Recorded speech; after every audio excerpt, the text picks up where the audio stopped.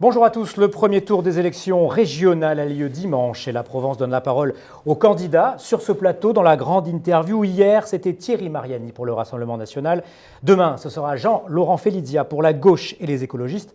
Aujourd'hui, c'est Renaud Muselier pour les Républicains. Bonjour, monsieur Muselier. Bonjour. Vous êtes le président sortant de la région Provence-Alpes-Côte d'Azur. Vous êtes devenu le président en 2017, après la démission de Christian Estrosi, maire de Nice, qui avait été élu en 2015. Votre famille politique actuelle et de toujours, ce sont les Républicains. Auparavant, il y a eu évidemment le RPR et l'UMP. Une vie politique bien remplie avec de nombreux mandats, des mandats locaux, évidemment, à Marseille, premier adjoint, conseiller général des Bouches-du-Rhône, député des Bouches-du-Rhône, secrétaire d'État aux Affaires étrangères de 2002 à 2005. C'était pendant le deuxième mandat de Jacques Chirac.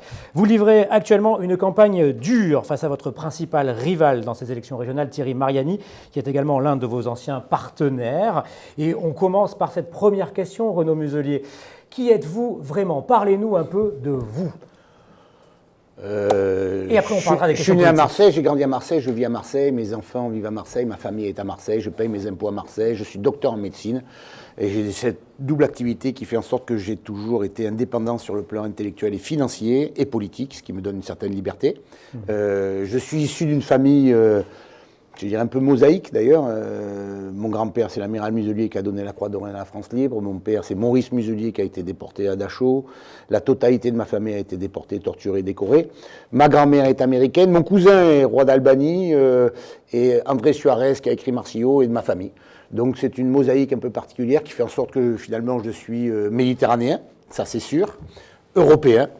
Et c'est évident, français, mon drapeau français, ça c'est ma liberté, et je suis régional de l'étape, avec cet amour pour la région qui est une région magnifique, et c'est pour ça qu'elle doit s'appeler Provence, Alpes et Côte d'Azur, qui représentent ces trois marques monde à travers le monde. Donc en fait, en synthèse, je suis libre, indépendant, marseillais, heureux et fier de l'être, et je vis ici, je travaille ici, j'aime bien quitter ma belle ville. Cette région, vous l'avez conquise en 2015 avec Christian Estrosi. La campagne contre Marion Maréchal Le Pen, on se souvient, avait été difficile, dure, âpre. On a le sentiment que c'est encore plus dur cette fois. Est-ce que c'est également votre impression ? Toutes les campagnes sont faites différentes. J'ai regardé un peu mon passé politique, vous l'avez souligné. J'ai fait 25 campagnes. J'en ai gagné 23. Et après, c'est différentes. Quand j'ai gagné les dernières municipales avec Jean-Claude Gaudin face à Jean-Noël Guérini et son frère. En 2008, ouais. Excusez-moi du peu, c'était quand même d'une violence extrême. Extrême. Physique. Il y avait quand même toute la voyoucratie derrière. On voit comment ça a fini d'ailleurs. Quand j'ai gagné ma première campagne contre le Front National, quand j'étais jeune conseiller général, j'avais perdu de 24 voix dans 26 bureaux de vote. C'est moins d'une voix par bureau. Vous apprenez beaucoup, là. Vous apprenez beaucoup, là. Et donc, toutes les campagnes sont différentes. Alors, celle-là, elle est bien sûr un peu encore bien particulière, parce que la dernière fois, avec Christian, on avait fini à 15 points de retard, quand même. En fait, on avait fait les scores de la droite dans la région. Depuis 1998, la droite fait toujours entre 25 et 27%. Donc, elle complique considérablement le deuxième tour pour arriver à gagner. Et là, on s'est retrouvé dans une situation où on avait Marion Maréchal Le Pen, le Front National poussait beaucoup, Marion Maréchal Le Pen avait une image de députée installée, implantée, était partie en mission, un charisme personnel assez fort, on la voyait partout, des selfies partout sur tous les marchés, parce qu'elle représentait ce renouveau de la classe politique. Bon, là, Thierry Mariani, la différence, c'est que c'est votre ami de 30 ans, on peut dire. C'est peut-être ça aussi qui fait que cette campagne... non, c'est une tristesse de voir l'évolution de Thierry. Voilà.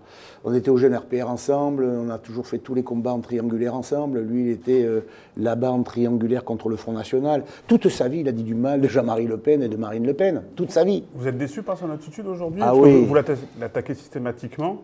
Mais c'est une dérive qui est partie depuis longtemps, en fait, quand même.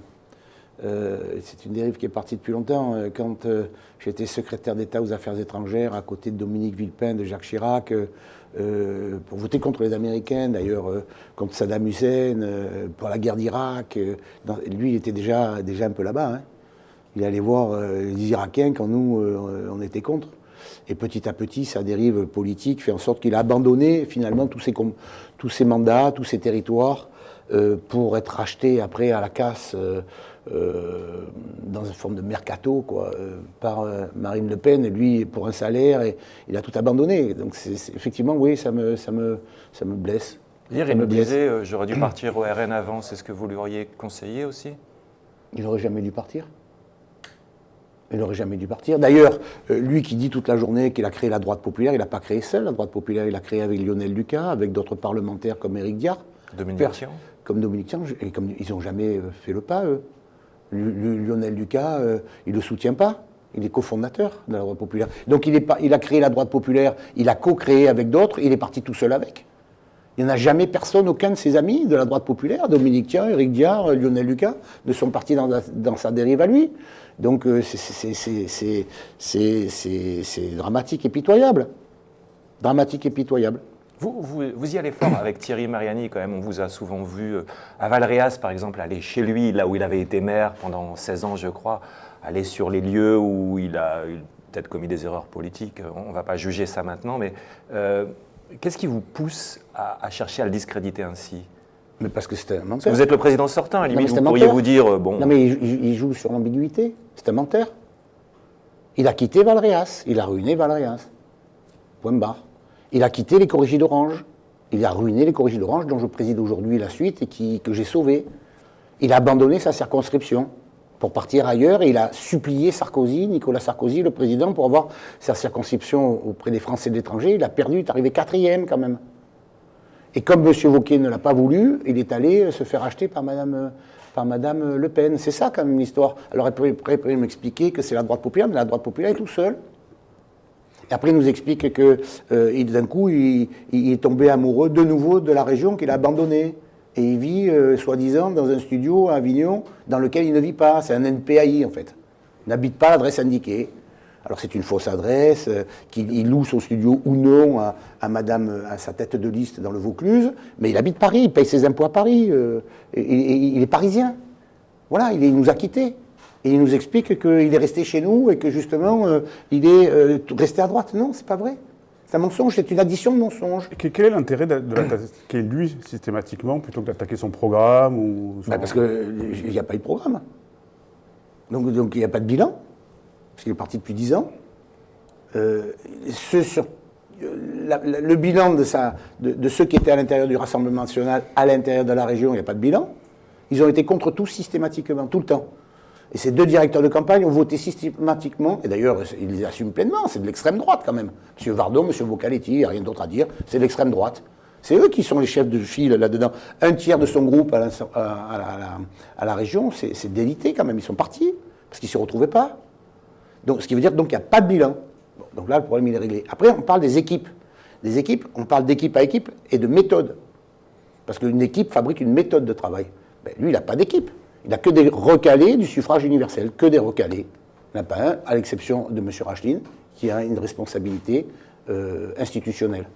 Et donc, c'est quand même très inquiétant pour la suite dans le cadre de la méthode, pour afficher le programme dans le cadre de nos compétences, où nous avons un programme qui est très clair, et lui, il a sorti très tard. Lui, il a dit toute la journée, sécurité, je vais vous mettre la sécurité partout, et je vais éradiquer l'islamisme. C'est quand même c'est pas un programme, ça. Ça ne correspond pas du tout au profil de la région, aux compétences de la région. Et donc, dans ces méthodes, ben, je regarde les miens. Moi, j'ai 19 présidents d'Interco, j'ai 35 maires, j'ai 45 maires, j'ai 55 mairies représentées, j'ai des sociopros issus de la société civile qui sont excessivement, on n'est jamais excessivement, mais qui sont particulièrement compétents. Quand j'ai la présidente de la Chambre d'agriculture du Var, qui est spécialiste viticole, j'additionne une compétence autour de la viticulture et de l'agriculture. Quand j'ai le représentant des chefs d'entreprise régionaux, ben, j'apporte sur les TPE et les PME une compétence supplémentaire.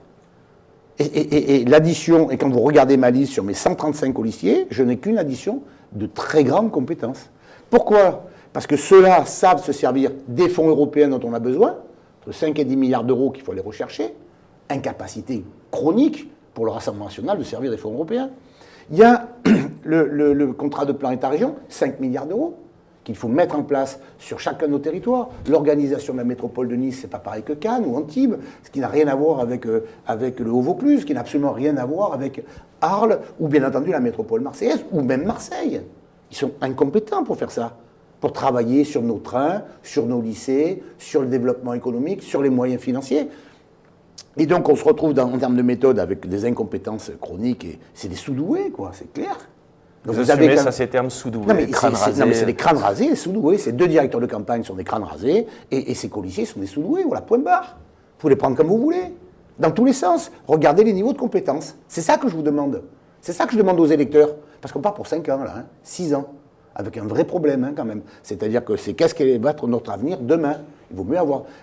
Demain, on va sortir de la crise, la crise la plus importante après la Deuxième Guerre mondiale. Voilà. On va parler de tout ça, on va parler du fond. On va revenir sur l'économie, sur le bilan dans quelques instants. Donc, vous voyez, je n'ai pas parlé encore. Encore quelques questions sur la campagne. Donc, je ne critique pas M. Mariani en tant que tel, je critique les mensonges. Voilà. Allez, on revient à cette campagne. Et donc, dans ces mensonges, je dis, regardez mon bilan, regardez mes équipes, regardez mon projet, et comparez. On revient, Renaud Muselier, à la campagne qui se déroule en ce moment et à la composition de votre liste. Oui, juste, vous évoquiez votre liste justement. Ça fait énormément de bruit médiatiquement partout en France. On a parlé de psychodrame, de traumatisme. Bon, il y a une stratégie qui est celle d'une alliance, non pas avec un parti, hein, c'est ce que vous dites, mais avec des marcheurs. Qu'est-ce que ça vous a apporté, ça, finalement? Est-ce que vous ne regrettez pas qu'il y ait eu un tel psychodrame pour intégrer quelques proches d'Emmanuel Macron dans vos listes? Bien entendu, je regrette le psychodrame, parce que ce psychodrame a pris une proportion tout à fait ahurissante. Il y a quelques marcheurs, vous le soulignez, à 5. Alors, Thierry Mariani, 38? Non, mais M. Mariani est gentil dans les marcheurs, dans les 38. Il me compte, par exemple, le général Galtier, qui était tête de liste pour Martine Vassal dans le 13-14. Ouais. Enfin, il faut être un peu raisonnable quand même. Il me compte dans les marcheurs, Madame Bouetti-Forestier. D'abord, il faut regarder dans ma majorité sortante. J'ai 8 composantes dans ma majorité régionale. Jamais une voix ne m'a manqué. Je ne forme qu'un seul groupe. Donc il y a Modem, Agir. Dans lequel j'ai Modem, exactement. Centriste, hein, exactement. Donc je suis une majorité régionale qui a tenu pendant toute cette période avec des difficultés, avec des élections locales ou des élections nationales, sans que jamais une voix ne me manque. Et on me fait le procès d'intention, par exemple, alors de prendre le général Galtier. C'est incroyable, alors qu'il était tête de liste pour Mme Vassal, ou Mme Bouetti-Forestier. Vous savez qui c'est, Mme Bouetti-Forestier? Mme Bouetti-Forestier, elle est membre du MoDem. Elle est élue dans la vallée de la Roya, les vallées sinistrées des Alpes-Maritimes, les 3, Vésubie, Roya, Latiné, où ça a été dévasté quand même. Pendant 48 heures, on n'avait aucun contact avec personne, où on a petit à petit désengorgé tout ça. On a mis en place une rotation d'hélicoptères pour apporter de l'aide alimentaire, arriver à soigner, et puis on a remis en moins de 6 mois le train là-bas pour le remonter. Cette femme a été en contact en permanence, et les élus là-bas me disent, vous la reprenez, hein, et je ne vais pas la reprendre parce qu'elle est MoDem alors qu'elle a été une élue excellente. C'est ça les reproches qu'on peut me faire? Ça ne tient pas la route. Pas sérieux. La question porte plus sur les marcheurs. Alors les marcheurs, est-ce que quelque part, on va vous poser la question comme ça, vous n'êtes pas un peu fait manipuler par Emmanuel Macron, par l'Élysée? Mais vous savez, dans le psychodrame, c'est ma famille. Donc il y a les autres, on n'est pas obligé de mordre dans tous les pièges de la Macronie quand même dans ma famille. Quand même. C'est quand même le problème après il est chez moi, dans ma famille. Enfin, chez moi, dans ma famille, j'ai fait 2 commissions d'investiture. Sur les 68 membres de la commission d'investiture qui ont voté 2 fois pour moi, j'ai eu 5 abstentions et 3 contre. Et on ne me parle que des 3 contre. Donc j'ai le soutien de ma famille. Alors après, on peut en rajouter en permanence, mais moi je constate simplement qu'aujourd'hui, je suis sur ma ligne de départ, moi, LR, soutenu par LR, avec une majorité plurielle, conforme à ma majorité régionale, que j'ai ouverte. Mais c'est 5 marcheurs, hein, sur 135. Hein. Et qu'est-ce que ça vous apporte réellement, justement, d'avoir 5 marcheurs, dont le référent des Bouches-du-Rhône? Ça apporte simplement une réflexion qui est différente par rapport au national et par rapport à ce que nous avons, nous, ici, dans la région. C'est que, dans tous les cas de figure, on sait que le Front National ou le Rassemblement National va faire entre 35 et 41% des voix. Et que nous, on est toujours donné à 27. Et que si vous additionnez pas d'entrée, vous finissez à 27, 28, 29. Alors, parce que j'aime mon bilan. D'entrée, additionné au second tour. Tandis que là, on est à 35, 37, on est par là, et qu'ils sont toujours à 40, 41. Et donc, c'est quand même plus agréable d'être plus près d'eux que d'être à moins 15. Non? Enfin, c'est quand on sait compter, qu'on sait faire un peu de politique.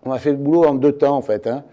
Alors, tout n'est pas parfait. Hein. Je n'ai pas la prétention de dire que tout est parfait. Bon, donc, je ne suis pas là-dedans, mais on a redressé les finances, quoi qu'on en dise. On est en permanence contrôlé, parce que c'est moi qui l'ai demandé avec Fitch Ratings, qui fait l'état des lieux. L'agence de notation. L'agence de notation internationale qui fait et je l'ai fait tous les ans, de façon à bien justement avoir ce contrôle-là. On est avec en perspective positive 2A, ce qui est quand même une très bonne note. Voilà. Donc on a redressé les finances, on a fait rouler nos trains, gagné des sous sur la SNCF, ouvert nos lycées. Et quand je regarde ce que l'on a fait, ben, dans nos compétences, on a bien fait. Voilà, en réalité. Dans nos compétences des lycées, nos trains ils roulent à l'heure. Et pas cher. Dans nos lycées, ils sont sécures. Et tout est organisé. Et j'ai jamais eu de grève de mon personnel et droit de retrait. Parce que finalement, c'est pas si mal. Et j'ai pas de plainte des parents d'élèves. C'est quand même pas mal. Et j'ai jamais fait la une de vos journaux pour des faits divers dans mes trains ou dans mes lycées. Ça veut dire que ils sont pas feu à sang, les lycées. Oh, on se calme. On se calme. Ça roule, on travaille, et tout le monde est en paix. C'est pas mal déjà. Après, il y a le monde économique. Dans le monde économique, ben, on a rappelé ce que l'on faisait, et puis il y a bien entendu l'organisation structurelle de tout ce qui se passe dans la région. Et je crois que globalement, on a bien fait le boulot, parce qu'on a une équité territoriale qui n'existait pas avant, et la totalité, on est sorti de la région tiroir-caisse pour avoir une région leader, qui pèse sur les stratégies de développement territoire par territoire. Très bien. Puis après, on a eu la crise. Autre volet. Et là, dans la crise, écoutez, j'ai gagné le prix des 6 meilleures régions d'Europe dans le cadre de la gestion de la crise pour les entreprises. J'étais en tant que président des régions de France à la manœuvre, à côté de mes collègues, pour faire en sorte que nous soyons très actifs. On l'a été sur le volet sanitaire, bien au-delà de nos compétences. 13 millions de masques signés sur ma responsabilité personnelle. Acheter les machines PCR pour avoir des résultats sous 20 minutes. Enfin, on a été à la manœuvre pour aider tout le monde. Et parallèlement à ça, il y a toute la crise économique et financière. Ça peut être un argument électoral, ça, la crise sanitaire, la manière dont vous les gérez, ça peut être décisif. En tout cas, je veux dire, quand vous traversez une vraie tempête, il va y avoir des vrais marins, quoi. Comme on est à Marseille, je ne suis pas un capitaine de ferry-boat, moi. Hein. Voilà, hein. J'ai une grosse tempête, là.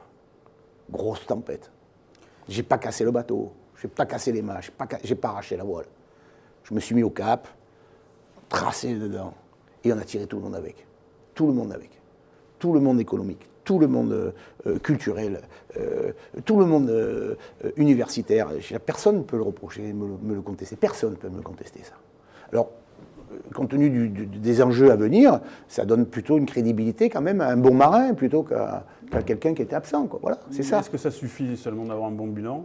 Non, bien sûr que non, ça ne suffit pas, mais enfin ça donne une certaine crédibilité. C'est-à-dire que quand c'était calme, avant la tempête, on a redressé la barre, et quand c'était très difficile, j'étais à la barre. Puis j'en ai vu un paquet qui vomissait, qui passait par-dessus bord quand même. Hein. Donc mon équipe, elle est bonne, elle sait faire ça. C'est pour ça que la méthode est importante. La qualité de l'équipe, elle est importante pour la suite. Parce que demain, ça va être très compliqué. Ça va être très compliqué pour nos universités, la rentrée universitaire dans les 6 mois. Nos jeunes, là, il faut les prendre en charge. Tous ceux qui ont été abandonnés pendant cette période, qui ont eu 14, 15 mois, 16 mois à la ramasse, les pauvres. Comment on va les aider pour créer leurs entreprises ? On a trouvé les moyens, on va les aider, on va leur faire confiance.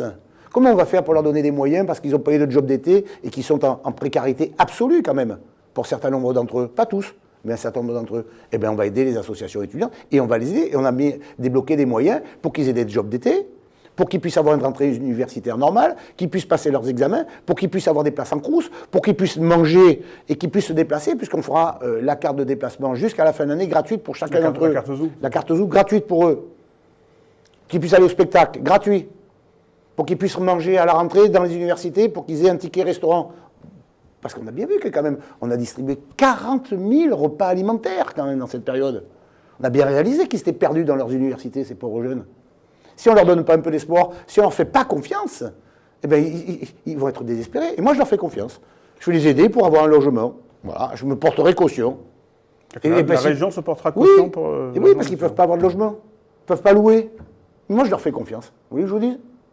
Et quand je regarde ce qui s'est passé dans les autres pays d'Europe, excusez-moi, ça peut servir, à 90%, on n'a pas besoin de faire appliquer la caution. Voilà. Allez, on va enchaîner sur les thèmes de la campagne. Alors la sécurité, ce n'est pas une compétence de la région, mais on en parle beaucoup, François, de la sécurité. C'est vrai qu'on en parle énormément. Vous-même, même si vous dites on est en paix, il faut se calmer, ça va, les lycées ne sont pas à feu et à sang, quand on regarde votre programme, on voit apparaître comme ça des brigades anti-harcèlement, des brigades mobiles de sécurité, des brigades canines. Pourquoi Mais on l'a voté? Pourquoi cette surenchère Non, de mais on l'a brigades déjà voté. Mais parce qu'il y a quand même un problème dans ce pays. On voit bien dans les sondages que la sécurité est quelque chose de très important. Et donc il faut bien répondre ou rappeler ce qu'on a fait.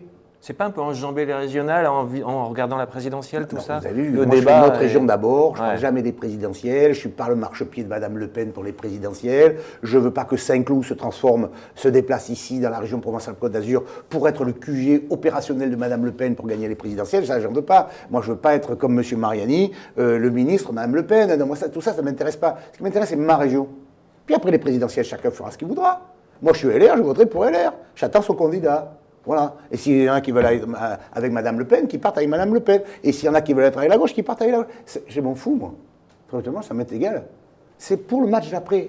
Aujourd'hui, c'est notre région. Notre région d'abord. Notre région d'abord, eh bien, est absolument indispensable aussi de rappeler un peu ce qui s'est fait en matière de sécurité. Bon. Enfin, je suis c'est l'ordonnateur de paiement par rapport à la SNCF. Enfin, j'ai diminué. Et j'ai un copil régulier qui fait en sorte que très régulièrement, je sais exactement ce qui se passe ligne par ligne, gare par gare, train par train. Voilà. Copil, ça veut dire quoi, Copil? C'est le comité de pilotage de la sécurité et la sûreté dans la région Provence-Alpes-Côte d'Azur. Donc je l'ai, gare par gare, engagement clé, la sécurité, les portiques, l'antifraude. Puisque c'est moi qui les paye, c'est eux, mais c'est moi le client. Donc je sais exactement ce qui se passe, gare par gare, la façon dont ça se passe, voilà. Et donc je sais qu'on a baissé de 72% les difficultés de périmètre régional de 2015 à 2019. On ne parle pas de 2020, comme le dit mon concurrent et adversaire, qui ment une nouvelle fois. 72%, 65% pour les biens, 60% pour les vols. J'ai des chiffres, je les ai tous. Et donc la sécurité dans mes trains qui roulent à l'heure, qui ne sont plus arrêtés, fait en sorte que j'ai très peu de grèves, sauf une qui sera programmée pour jeudi, dans mes trains, alors que j'avais 100 jours de grève par an. Les agents de sécurité qui sont en grève, hein, c'est ça? Non, c'est la SNCF, c'est pas moi. C'est pas mes agents de sécurité. Il y a aussi les agents de sûreté de la SNCF en ce moment qui... Non, mais ça, c'est la SNCF, c'est pas les miens. Moi, après, là, je ne les payerai pas quand ils sont en grève. Donc, c'est pour ça qu'on a récupéré quand même près de 160 millions d'euros en conflit avec la SNCF. Puisqu'on ne paye que ce qui est fait. Donc, ils sont en grève, on ne paye pas. Voilà, c'est tout. C'est notre prestataire. Et c'est la SNCF qui devra payer ses agents dans le cadre de la grève. Pas moi, le prestataire. Et donc, là-dedans, nos trains sont améliorés en termes de sécurité, mais parce qu'ils sont Wi-Fisés, parce qu'on a mis 105 personnes dedans, parce qu'on paye des gens armés, comme on paye des gens non armés, on paye des gens qui parlent le roumain pour chasser ceux qui viennent de l'Est, et on a fait gratuit pour la totalité des forces de l'ordre qui peuvent se déplacer gratuitement, parce qu'on estime que les forces de l'ordre, que ce soit policiers, gendarmes, marins-pompiers, quand ils se déplacent, ça apporte une sécurité complémentaire. Juste une petite parenthèse, quand vous dites pour chasser ceux qui viennent de l'Est, ça veut dire ça veut traquer dire que... ceux qui viennent de l'Est et Non, qui commettraient des délits? C'est ça que vous voulez dire? Non, c'est pas ça, c'est que vous avez des gens qui ne veulent pas payer, et qui passent à travers le dispositif, qui ne parlent pas notre langue, et donc on a passé un partenariat avec la Roumanie pour qu'on puisse, le pauvre gardien de la SNCF ou garde de la régionale des trains, qui a un Roumain en face de lui, comment vous voulez qu'il lui parle? Il ne parle pas anglais, hein, le mec, il ne parle pas français, donc il faut qu'il parle roumain. Donc on a des forces de l'extérieur qui viennent des pays de l'Est, et qui viennent nous aider, et qui passent l'été chez nous. Ça méritait précision quand même. Oui, vous avez La raison, formule était un mais ce peu- qui nous permet à ce moment-là d'arriver à lutter contre cette immigration aussi, de gens qui sont délinquants, qui se promènent, et bien on les ramène chez eux grâce aux Roumains que nous avons. Voilà. Donc on a voté tout ça. Ce qui fait qu'on a plus 14% d'augmentation de circulation dans nos trains. Ce qui veut dire que quand même peut-être que si ça allait mal, ben, il n'y a pas plus de gens qui prendraient le train. C'est tout. Dans votre programme, Pour quels le sont lycée, c'est pareil, hein, pour la sécurité. On a sécurisé 100% de nos lycées, anti-intrusion. Autour, en périmètre, et à l'entrée. On nous a refusé quand même la reconnaissance faciale, alors qu'on l'avait voté. Et si ça allait si mal, j'aurais des droits de retrait de mes 4000 agents quand même. Je n'ai pas eu de grève. J'ai pas eu de grève. Si ça allait si mal, j'aurais quand même les parents d'élèves qui se plaindraient. Si ça allait si mal, j'aurais des proviseurs qui me feraient des procès d'intention d'ailleurs. Ben, ce n'est pas le cas.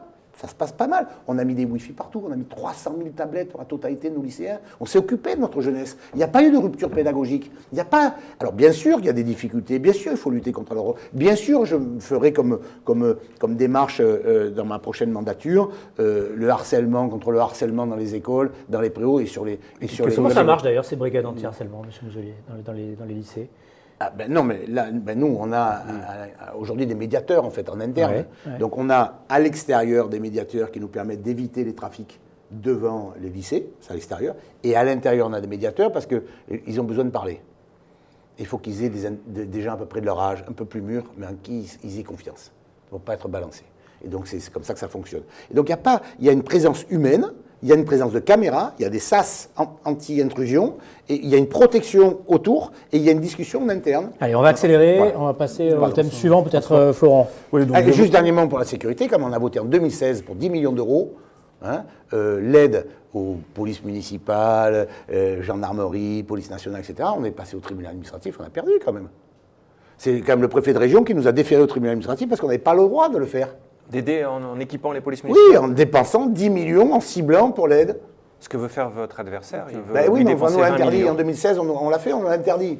Allez, on va Donc, lui, passer- il promet des choses qu'il ne peut pas faire. Donc il faut passer une convention que nous passerons avec le ministère de l'Intérieur et avec le ministère de la Justice pour d'un côté pouvoir abonder et aider les forces de l'ordre et parallèlement à ça, régler le problème de la chaîne pénale, notamment avec les travaux d'intérêt généraux qui n'existent pas, qu'on puisse les faire appliquer pour Allez, nettoyer rapidement, nos parcs. Pour rester dans le bon timing, pour Pardon. qu'on essaye de garder le même durée pour chaque candidat. On passe au transport. oui, Florent. donc c'est quand même la première. Très rapidement, on en a déjà un petit peu parlé. Compétence de la région, votre mesure phare, vous avez fait l'ouverture à la concurrence. Ça, on est où d'ailleurs de ce Il y a processus deux grosses lignes qui représentent un tiers de la totalité de la circulation sur la région. Vous avez tout le volet de Marseille jusqu'aux Alpes-Maritimes et vous avez tout le volet des Alpes-Maritimes. Et dans le volet de tous les Alpes-Maritimes, aujourd'hui, comme le niveau de demande est tellement élevé, les seuls qui ont tenu le niveau, c'est la SNCF. Donc vraisemblablement, la SNCF va gagner ce lot, puisque finalement, c'est la seule à remplir la totalité des critères. Ce qui veut dire quand même, quand même, cette affaire... Hein, C'est une annonce, ça. je l'ai déjà dit, mais ce qui veut dire quand même que dans l'appel à concurrence, on a amélioré le niveau, on a amélioré la qualité, on va créer 2 centres de maintenance dans les Alpes-Maritimes, on ne changera aucune ligne, on ne ferme aucune ligne, on ne ferme aucune gare, et on améliorera le service, puisque sur les 69 allers-retours qui existent là-bas, on passera à 120. Donc là, si ceux qui sont contre veulent faire tomber la SNCF alors qu'elle a montré qu'elle était la meilleure, c'est quand même intéressant. Vous avez d'autres projets de lignes ouvertes à la concurrence? Oui, il y a l'autre, Vous mais êtes élu l'autre, j'ai plusieurs compétiteurs. Non, mais même après, dans un deuxième temps, après ces 2 lignes, est-ce que vous avez déjà Mais ciblé oui, parce que d'autres ça prouve lignes? qu'on améliore les choses. Donc on va après, sur les différentes parts du réseau, améliorer le dispositif. Ce qui est important pour moi, c'est de gagner 1 heure sur le Marseille-Briançon maintenant. Voilà, ça c'est... À quel objet, quel temps? Ah, là, dans la mandature. Là, donc, Dans la mandature, sur les 3 ans, on gagnera 1 heure. Mais il y a des problèmes après de qualité de service. Et là, par exemple, dans ces qualités de service, on se retrouve, c'est pas la SNCF, c'est la qualité du réseau. Donc on a un problème avec le réseau à la SNCF. Et donc il faut qu'on se fasse des cofinancements. Parce que quand j'étais député européen, d'ailleurs, M. Mariani, il est député européen depuis quelques années, qu'est-ce qu'il nous a amené? Rien. Bon. Donc moi, par contre, j'ai fait en sorte que dans la commission de transport, nous soyons dans le corridor. Dans le corridor, à partir du moment dans le corridor, parce qu'on peut passer sur l'Italie ou sur l'ensemble du bassin méditerranéen, à ce moment-là, on a des fonds éligibles. Et donc là-dedans, on peut avoir des fonds éligibles sur la réfection du matériel, que ce soit sur la signalétique, que ce soit sur le ferroviaire. Deuxième Il faut compétence, gagner 1 heure, là. Deuxième compétence importante, vous en parliez, c'est l'éducation. Sur les lycées, vous en avez inauguré 4, je crois, de précédente mandature. Quels seront les prochains? 4 à 6, donc ça dépend un peu.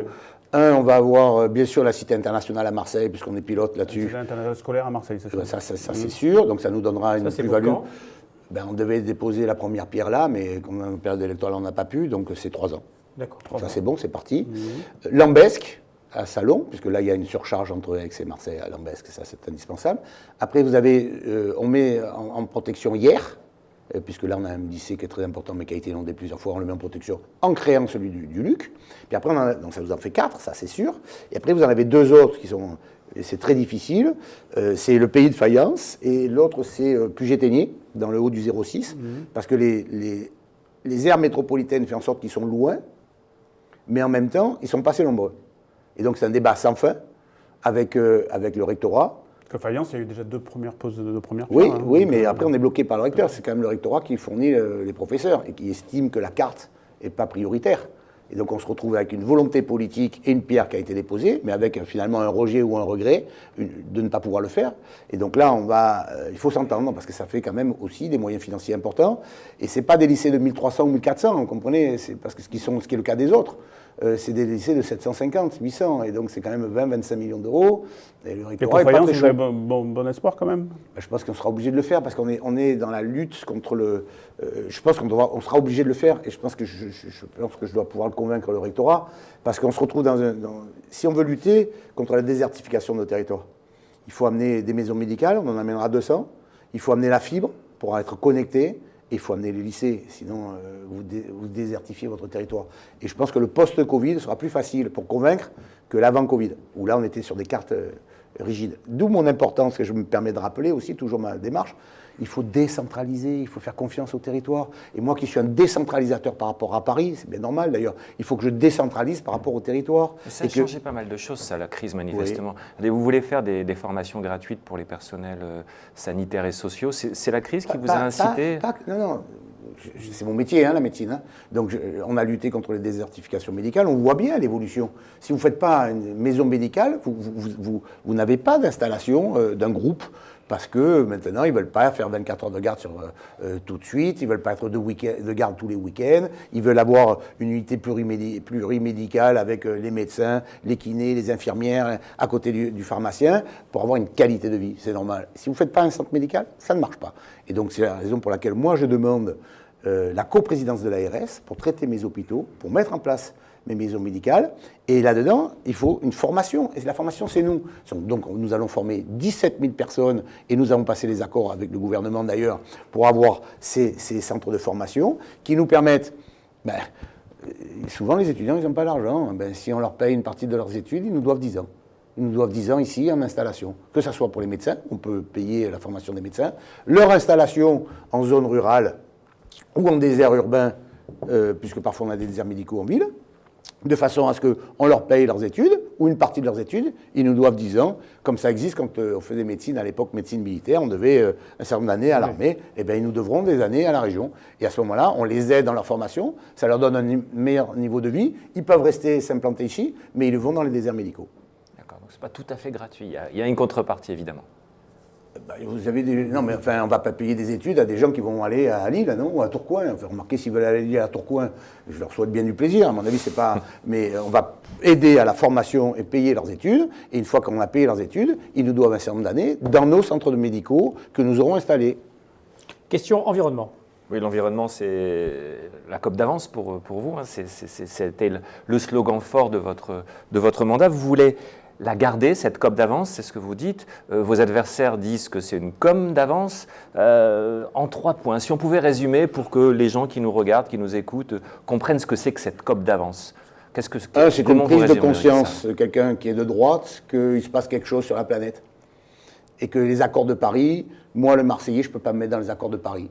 Donc comme c'est la COP 21 et que tous les ans on voit l'évolution planétaire de cette évolution, eh bien, je me mets dans la COP d'avance. Voilà. Ça, c'est le schéma de quelqu'un qui est père, grand-père, et qui voit bien qu'il se passe quelque chose, et qui voit que Trump s'en va, là, et que ça me choque. Voilà. Donc, je dis, il se passe quelque chose, qu'est-ce que je peux faire à mon niveau ? À mon niveau, je le fais moi en tant que citoyen, mais je le fais aussi qu'en tant que président d'institution. En tant que président d'institution, je fixe des axes, assez simples d'ailleurs, l'air, la mer et la terre, dans notre 3 régions de notre région sud, Provence-Alpes-Côte d'Azur magnifique. Première terre de destination touristique, la France, et nous la région en France du monde en termes de destination touristique, et je la protège, air, mer, terre.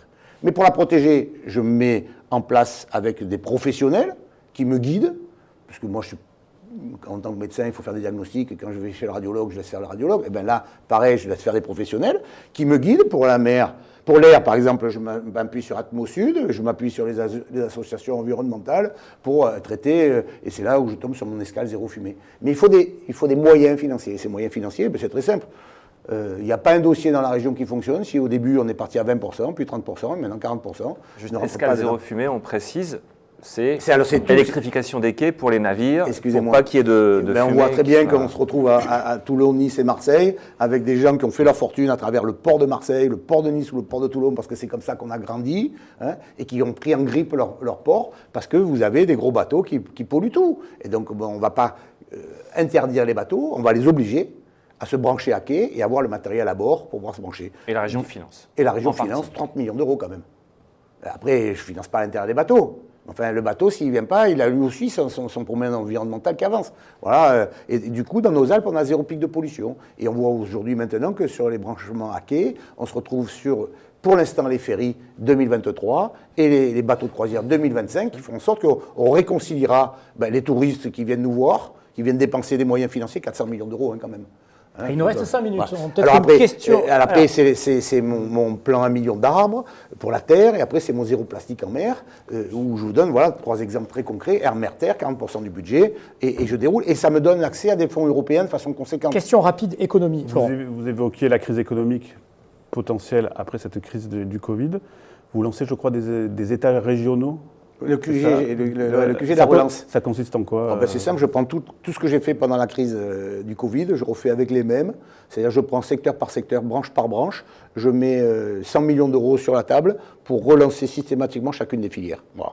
Avec l'éligibilité aux fonds européens et aux fonds d'État, hein, sachant que dans telle ou telle structure, il va y avoir des moyens financiers en moins, et ça va de l'industrie, comme on l'a fait pour Airbus, comme on l'a fait pour la CNIM dans le Var, comme on l'a fait pour Arcelor, ici, pour faire en sorte que l'industrie ne s'écroule pas. Mais ça va jusqu'au TPE-PME, qui représente 80% de notre territoire, de façon à ce qu'on ait 0 rideau fermé. Et donc, on va travailler C'est en votre amont. objectif Ah oui, mais on a bien vu dans la crise des Gilets jaunes. Tous les centres-villes étaient dévastés, parce qu'ils ne pouvaient plus travailler. Et puis on a bien vu dans cette période-là, où ils n'étaient pas numérisés, où ils ont eu beaucoup de difficultés. Et nous sommes venus en soutien avec les fonds Covid Résistance, avec l'aide aux centonniers, enfin on a aidé toutes les branches. Et donc on voit bien que le démarrage va être difficile et compliqué. Et donc on va le faire de la même manière avec leurs chefs de file, leurs chefs de pont, leurs associations de commerçants, leurs syndicats professionnels, pour justement les aider à repartir. Et travailler aussi avec les tribunaux de commerce pour en amont éviter le tribunal de commerce. Donc, Parce qu'on a mis 2,4 milliards d'euros pour sauver ces entreprises, et parfois maintenant c'est 5 000 euros pour pas qu'ils ferment. Donc c'est des montants financiers énormes, mais pour le commerçant en bas, souvent c'est pas grand-chose. Et donc il faut être là au moment où c'est pas grand-chose pour qu'ils puissent avoir l'oxygène et s'en sortir. C'est le but de ce travail, qui est un travail de fourmi, de proximité, de dentelle pour nos entreprises. Question culture, peut-être, François. Oui, très vite, hein, on vous a vu à Avignon avec beaucoup d'acteurs culturels, vous les avez soutenus pendant la crise sanitaire. Ils sont avec vous, ça y est, le monde de la culture est à droite? Non, ils ne sont pas du tout à droite. Je les laisse libres de faire ce qu'ils veulent, comme j'ai toujours dit toute ma vie. Vive la liberté d'expression, etc. Mais eux aussi, quand même, reconnaissent qu'on a maintenu la totalité des moyens financiers alloués au monde de la culture pendant la crise. Ça les a sauvés, quand même. Donc de voir le monde de la culture qui dit M. Museli, en tant que président de région, ne nous a jamais rien demandé en échange et il nous a sauvés, et donc on en lui en est reconnaissant. Ça ne veut pas dire qu'il vote pour moi, mais en tout cas ça fait plaisir. Et vous pérenniserez ces budgets? Non seulement je vais les pérenniser, non seulement je vais les faire en sorte qu'on puisse les voter sur 3 ans, de façon à ce qu'ils ne soient pas tous les ans à dire mais dites-moi vous m'aidez pas, voilà ce que j'ai, etc. Donc leur donner une lisibilité sur 3 ans, mais je vais augmenter le budget de la culture de 10%. Parce que ici, cette région, c'est une région de tourisme et de culture. C'est ce mixte-là qui fait notre puissance, et cette puissance-là, face à ce bassin méditerranéen, face à cette nervosité dans ce pays compliqué, où tout le monde exacerbe tout, il faut s'apaiser. Il faut être calme, et la culture, ça fait du bien. Parce que ça nous permet de nous élever, ça nous permet de nous vider la tête, ça nous permet de ne pas regarder nos portables toutes les 30 secondes, et ça permet de comprendre les autres. Donc la culture, on en a besoin, et donc je pérennise, je mets plus 10%, et je les remercie quelque part de me remercier de les avoir sauvés. Une dernière question, toute dernière question, Florent. Le 27 juin au soir, vous êtes à nouveau élu président de la région. C'est quoi votre première mesure? On va procéder par étapes. Donc, pas une mesure symbolique. Une mesure symbolique qui vous tient vraiment à cœur. J'ai plusieurs axes. J'ai un axe sur le fonctionnement de mes territoires, l'économie, immédiatement. Un axe pour ma fête des terrasses le 1er juillet. Pour cet été, j'ai 6 mois pour remettre tout ça. Et troisième axe, c'est prendre les meilleurs pour faire en sorte que sur le plan économique, sur le plan universitaire, sur le plan social et bien sûr sur le plan culturel, je puisse dans les 3 mois qui viennent faire en sorte que mon budget présenté début octobre soit un budget de relance pour la vie. C'est toutes des décisions autour de la vie, la qualité de vie, l'art de vivre. Apaisé, calme, mais prospère. Merci Renaud Muselier. Regardez le chrono au-dessus de vous, 45 minutes, tout pile. On a respecté exactement le timing. Merci à vous. Merci d'être venu jusqu'à nous pour ce plateau. Demain, dans la grande interview spéciale élection régionale, nous recevrons Jean-Laurent Félidia. Bonne soirée à tous. N'oubliez pas, demain, 2 pages spéciales avec l'interview de Renaud Muselier dans la Provence.